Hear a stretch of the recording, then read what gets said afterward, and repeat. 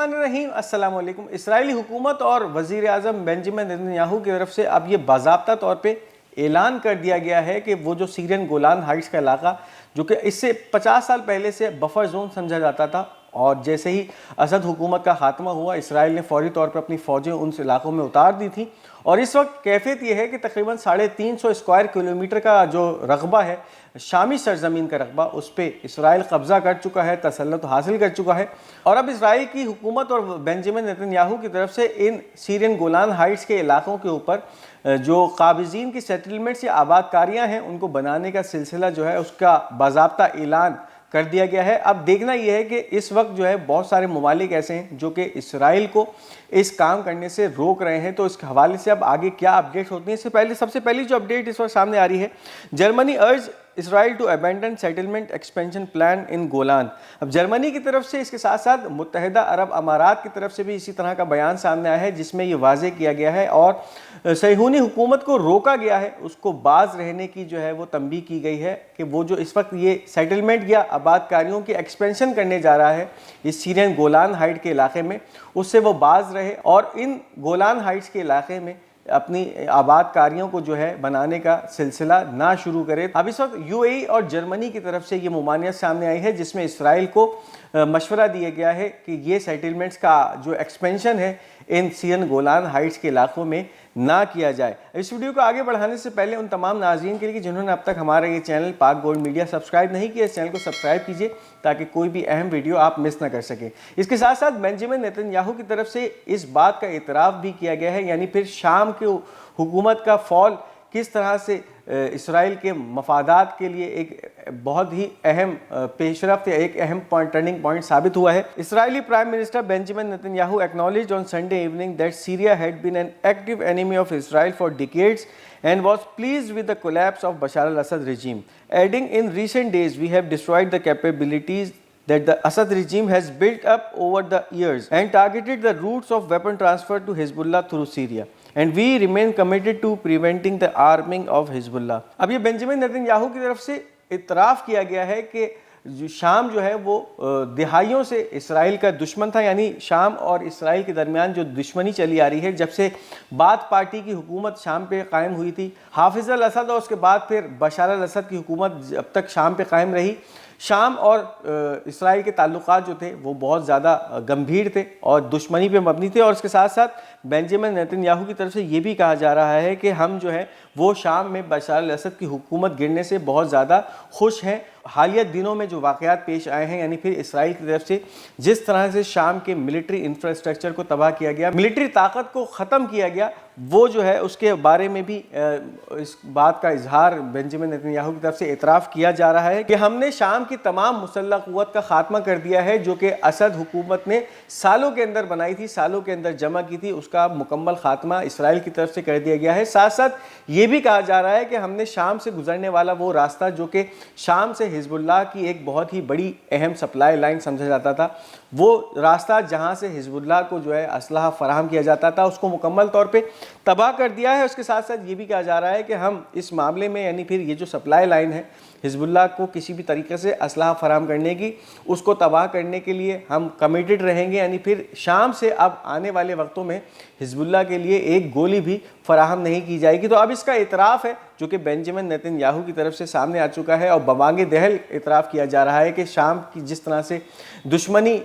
Israel के साथ थी, उसका जो है वो इख्तिताम हो चुका है अब, और नई आने वाली हुकूमत जो है इन तमाम मामलात में किसी भी तरह से कोई भी रेजिस्टेंस नहीं दिखा रही है। इसराइल जो करना चाह रहा है शाम के इलाकों में कर रहा है, और नई हुकूमत यानी HTS की हुकूमत की तरफ से उनको किसी भी किस्म की रेजिस्टेंस सामने नहीं आ रही है। लग ऐसा रहा है कि इस तमाम मामले पे जो शाम की तंजीम है HTS, जिसने एक इंटरिम गवर्नमेंट कायम की है, वो आंखें बंद करके बैठी हुई है और इसराइल को गो अहेड दे दिया गया है, खुली छुट्टी दे दी गई है कि इसराइल जो चाहे शाम में کرتا رہے. اب اس کے ساتھ ساتھ کچھ اسرائیلی میڈیا پلیٹ فارمز ہیں جو کہ یہ رپورٹس دے رہے ہیں کہ اس جنگ کے اندر اسرائیلیوں کو بہت زیادہ اکنومکلی نقصان اٹھانا پڑا ہے, اور اس وقت کیفیت یہ ہے کہ اسرائیل کا ایک بہت بڑا علاقہ یا بہت بڑی آبادی ایسی ہے جو کہ اب نیسیسٹیز کو افورڈ کرنا ان کے لیے مشکل ہوتا جا رہا ہے. اسرائیلی media reports on the deterioration of the economic situation of the settlers more than a year after the war, noting that about 1 million Israelis are facing difficulty in paying bills.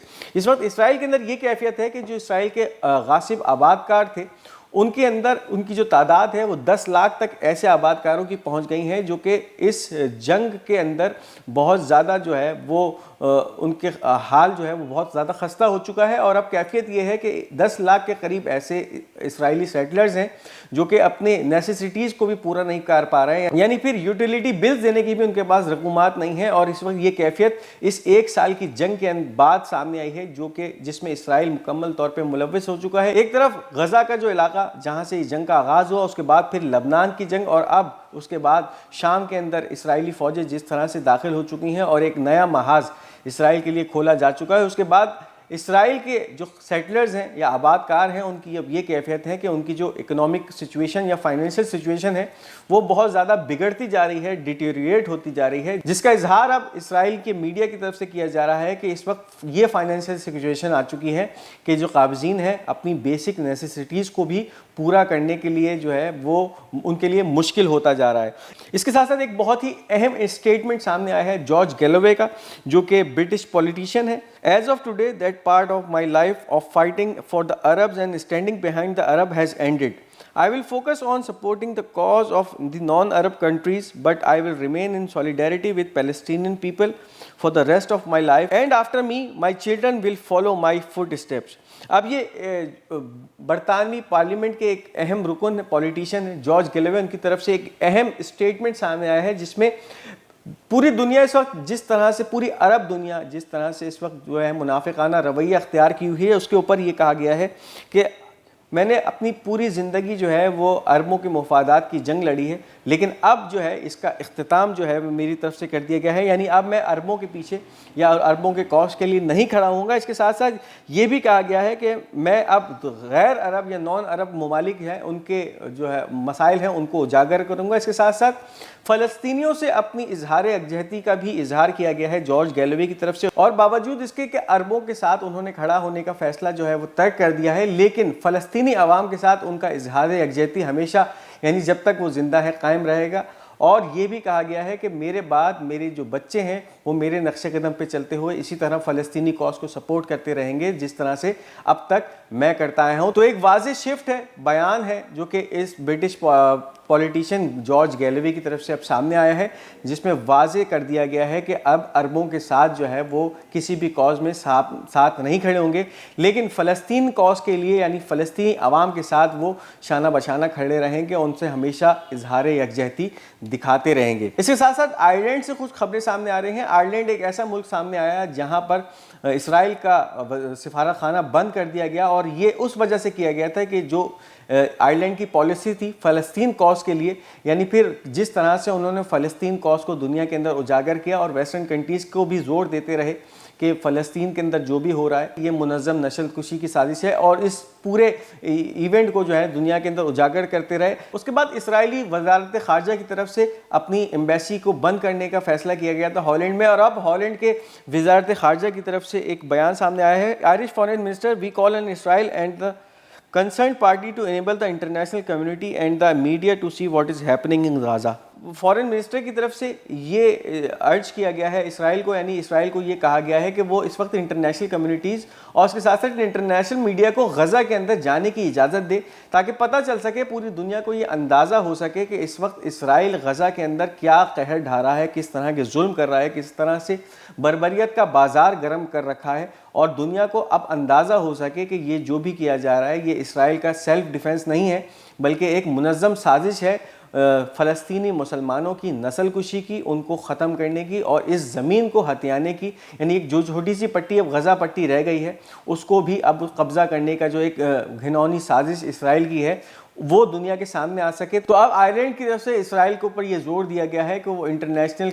Media کو غزہ کے اندر آنے کی اجازت دے تاکہ وہ اسرائیلی جرائم دنیا کے سامنے دکھا سکے. اب اس کے ساتھ ساتھ ایک بہت ہی اہم خبر ہے اور خبر ہے کرپٹو کرنسی کے حوالے سے. بٹ کوائن جو کہ ایک بہت ہی اہمیت کا حامل انویسٹمنٹ موڈ آف انویسٹمنٹ سمجھا جاتا ہے, اس کی قیمت تقریباً 1,04,000 امریکی ڈالر سے تجاوز کر چکی ہے اور اب تک کی سب سے بلند ترین سطح پر موجود ہے. But coin continues to break record levels after its price rose to more than 104,000 US dollars. یعنی 1,04,000 امریکی ڈالر تک پہنچ چکا ہے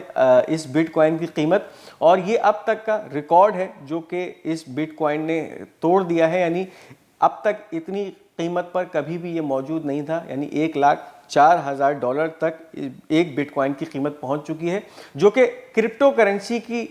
ویلیو یا مالیت کے اندر اب تک کا ایک ریکارڈ سمجھا جا رہا ہے. یہ تھی اس وقت کی اہم اپڈیٹس. اس ویڈیو کو لائک اور شیئر کرنا مت بھولیے گا. ہمارا یہ چینل پاک گولڈ میڈیا, اس کو ضرور سبسکرائب کرتے جائیے گا اور اپنی قیمتی آراء کا اظہار کمنٹس میں ضرور کیجیے گا. انشاءاللہ بہت جلد آپ کے ساتھ ایک دوسری ویڈیو میں ملاقات ہوگی. تب تک اپنا بہت بہت خیال رکھیے گا. تب تک کے لیے مجھے اجازت دیجیے. خدا حافظ.